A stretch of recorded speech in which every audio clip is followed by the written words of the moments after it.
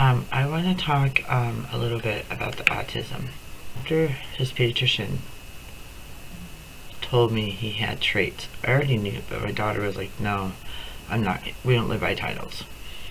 So we started talking, and she was like, well, it comes from the gene of the father and a couple other things.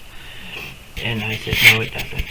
No one knows where it comes from. But I really want to talk about this. So I told her that's not true. Nobody really knows. She got the COVID-19 shot. Uh, he was fine. He was born healthy, but she was forced to, or she would have lost her job because it was mandatory where she works, which I think that's not good, but she needed her job, so she went and got it done. I went with her on both times. Plus, I had been seeing a lot of things about women who are pregnant who get COVID, and I told her that I felt too that she should get it because I think it would be safer for her and the baby. I wanted them both, not just one or the other. But he started crying a lot, which we didn't know he was colic. We did not know he was lactose intolerant until he was a year old. I finally figured it out because his tummy was always bloated and his poop was running all the time. And so I told my daughter, I believe he's lactose intolerant. So as soon as they changed his milk, he stopped crying and he stopped having those serious explosions of just running poop. So when he was around between 6 and 8 months old, he was always climbing out of his crib and getting hurt. So we took the side rail off so he could be more independent. So he would just go and he would get in bed with his mom because her bed was on the floor at the time. And so that helped a lot too. It helped him not to be crying as much. But I don't know how she knew, but she got him an indoor bouncy thing. So she got him that, and then as he grew older, she just kept going with that. And he jumps everywhere, it's constant. He'll jump on anything, hard, soft. But I'm always, having him, you get on your trampoline, and that's where you jump. And this kid's got abs I've never seen a 2-year-old have. He's, solid as a rock. But he has also a bolting problem. You go in public and he just takes off. And I told it's common amongst autism. So there was an incident the other day. We were in a big hardware store and he took off. And I was yelling his name. I started shaking and trembling really bad because people just look at you. But the staff there right away came right to us. We didn't even think about giving him a picture. It just takes a second. He screams a lot. It's not terrifying scream. It's he's happy, he yells, happy, excited. It's always he's real loud, and that's okay. He does get whiny. That lets us know he's tired. So I'm up with him on her days she works. When she's off, she's up with him. And then they sleep all day. Until a person lives with this, you really don't know what it's like. I love my grandson very much. I've been up with him since the day I moved in with his mom. I used to stay with her when I was on my own, and I'd be up with him at night because she has to work during the day. I've been here from day one. I've not teetered at all. When we finally came to a solution, because she was in denial. She was like, I'm not accepting that until I hear it from a doctor. And when that doctor confirmed it with me, I started to cry because she now believes me. And so now we are doing I mean, she got him on the list a long time ago because I kept telling her since he was a year old that he was autistic, but I told her just put him on the list so we can get him tested. So she took him to this one organization because he watched movies above his age. He wasn't autistic. That's what she said, and she's not even a licensed person to say he is or if he isn't. So I asked her to send him somewhere else. So he's been on the list for a year, and the doctor put him on the list again, so it moved up because he needs the programs. He needs to be with a kid like himself, but his mom makes too much money; she can't afford the programs. And like I said, child support is random. It started again, but it's still, it's not consistent. But so her and I have come up with his set schedule, and then we switch off. So when she's off, she's only off 2 days, but that's okay. That gives me time. So when I get up with him, I do my work, and then I sleep only a couple hours during the day, and then when he gets up, then and then when he takes his nap, I go to bed too, right away, because it's hard to be awake when you're not on the same schedule as your child. But I know a lot of parents can't do it, but I'm just thankful that I'm here to help her because and there, I don't know, I just feel really bad for my grandchild too, because I hope they have night school, because really that's what it would be the best program for him, because he won't even be able to stay awake during the day. There was something else I wanted to talk about.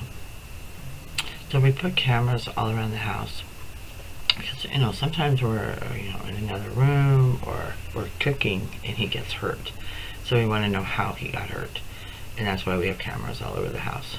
We go back and we check to see how he fell, or because it's scary not knowing how he falls, because if he hits his head just right, we want to make sure we're aware of what's going on. Because he has a tendency to climb and stand on the kitchen table, but we have it now on the other side of the kitchen, so we can't see him. So we just want to be sure and everything's documented if anything happens. And I think any parent who has an autistic child should do that, and also too, it shows you like his behaviors, what they're doing when you're not looking. He's a really good kid, and he likes to take chairs and puts them to the counters, so we've had to rearrange our counters. He's only 2.5, but he's so smart. He doesn't talk still, but if we ask him what choices, he tells us or he'll look away. With the resources we've had in the home, there are 2 different organizations who comes in, and they're helping us with his speech and how to help him make choices. Okay, I remember. So the angel reminded me, when I was younger, his mother would give him baths and would tell her all the time, change the water. To empty the water, empty the water, empty the water. As soon as you pull him out, you pull a plug. She wouldn't do it. So we moved here. He was right at 2 years and I believe a month. And she gets him all dressed, ready for bed after the bath, and I see him go toward the bathroom, and I just let it happen, and he jumps right in, pajamas and everything. I'm in the other room laughing, and she's flying into that bathroom. I go, have you learned your lesson? She goes, I learned my lesson. Because she had to go back, undress him, change his diaper, and redress him. But it could have been a lot worse. But only people learn by doing, by example. I talk about that all the time. Like, people don't learn until it happens. you know, I like to prevent accidents. She says, well, when he falls, he'll learn. So when we're in that Home Depot, she found him you know, he was looking at lights. And then the other day, she took him out to his play place, and he felt it again. And something told her to turn around and go back the same way she came, and she found him. And she, he was freaking out. He was screaming and crying. There was all these people in there, but nobody would help him. 2.5. So what happened was, after he got calmed down, he was calm. She explained to him that he has to wait for Mom. She goes, I think he really learned his lesson this time. Maybe for a week, maybe 2, maybe a month, maybe forever, I don't know. But she said she felt like he understood, so she doesn't think he'll be doing that anymore. Now I had to lay him down, so I hold him to lay him down. It helps him relax. I always change his diaper right before we lay down, and then I lay him in his bed. He could be asleep 10 minutes. He could be asleep an hour, 5 hours, 6 hours, and right back up again like he's slept all night. Slept for hours and hours. I think it's important that we allow him to be independent, because I think it helps him. He jumps. If he needs something to eat or anything, we always provide whatever he needs. Me, I'm always filling him up. I give him these little round pancakes. I give him 2 pieces of candy. And he pulls them apart, and then he eats them. Within an hour after eating that candy, though, he's sleepy. I think it's sugar. We changed his fruit. We use anything that's low in sugar he gets. That's natural fruit. Everything that has been provided for him has been done through Father. Which is super cool. Anything I asked too, like I was asking to help somebody with something, and I heard evil eye removal and then a specific book for this person, and I wasn't quite getting it because I'm tired, because I'm not sleeping 8 hours. I sleep 4 here, 3 here, 6 here. It just depends. And it hit me like, oh yeah, okay, I get it. I totally get it. I just want to be more helpful, and when you see us out, he's autistic. He doesn't really have fits in public. He's real good about that, but he does do it at home, and we just let him be. I remember the first from 8 months on, he would have screaming fits, and we just let him be. And our friends would come over like, are you gonna help him? No. When he's calm, then we'll go from there. So what I started doing was about 6 months ago, when he doesn't stop, I put him in his room, and I tell him, when you're done, you can come out. And that paid off. It went from excessive fit, screaming, crying for hours on end to less than 5 minutes now. And if there's a certain cry he has, we know he's tired. Like, we know, when he's hungry. I know automatically. She does too now. We just know. And we have a set, because he's lactose intolerant, it's really hard to kind of feed him, and he's real picky. But his pediatrician said it's normal, so we just follow his guidelines. And he cracks me up too, because he knows exactly his diet, and we didn't even tell him. But through the Father in heaven, and all the angels, they've been helping us. Even with time schedule feeding and in between, and it's paying off, because he seems to be, he acts appropriate. He has his own schedule going now. It's click, click, click, click. Everything's clicking for everybody. It's like working out for everyone in the household. And I like that. It's 6:04 a.m. He's been down sleeping for 15 minutes. I have some more work to do, and I have another video to make real quick. But it's working. And this is my living space, my art room. And once I get where I want to be, I want to have just an art room, because I want the baby to be able to come in. If he wants to pee, we can set him up. If he wants to use his hands or his feet or roll around in it, whatever, it's fine too. It may not be his calling. I think structure is going to be his calling. He likes to build things. I just want him to feel free and welcomed. It's just such a tight area, he likes my water bucket. So I always make sure, when I'm done, I rinse it out and put it away, and then I put new water in it every couple hours, because you know how babies are, they like to taste, so I always make sure it's clean for him. There's a lot of things we have to do, but it's working out. It's getting good. And I always have my door open, and like I said, we have cameras, just so we know, this can't be in every room.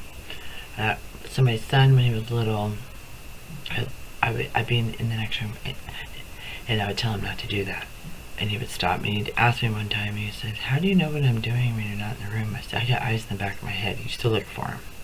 I said, "I don't see them back here." Well, with the baby, I have to scratch the name. He's connected to us, but he isn't. He knows that we're his caregivers. He knows that we love him. But it's still not like, he has a name. You have to call him, in the past it was 100 times before he would even acknowledge. Now if we do a different tone in calling his name, he'll try and look at us like, "What do you want?" I am not kidding. When he was a baby, he used to rest his hands a certain way, and I told my daughter he's an old soul. And I knew right away he was different. My dad has an MR in his house, and he looked at that, on how the mechanism worked, for a good hour and a half. I felt like at that moment, he's from a past life. I know people don't believe in that, but I have a feeling, because they're so smart, they if you take them in a helicopter, they can tell you the whole location, right? They're real smart, real intelligent kids. I think they're beyond smart. I think these kids are philosophers, but they're functioning philosophers. So they take what they see and they build and they create it from there. I mean, I have one friend here in the States that has a child with autism, and he builds things out of totally different material. And then my friends in Canada, I didn't get to have one-on-one with them, so she never had them with them, because except for the two younger ones who actually grew out of it. But the other one was always locked up because he was a runner. No matter was naked or not, gone. So, I mean, you don't know, but you're learning. So I never really had any of this one-on-one experience, but I really find it interesting. I don't like having him on camera, his face, because he does have rights. I don't agree with other people who do that, because you can do things without showing their faces or sharing their names. But that's your choice. It's your child, you do what you want to do. But for me, I don't do that. I just wanted to share. God bless, peace, and remember God is there for you. If you need His help or support, ask, you shall receive, knock, and the door is open.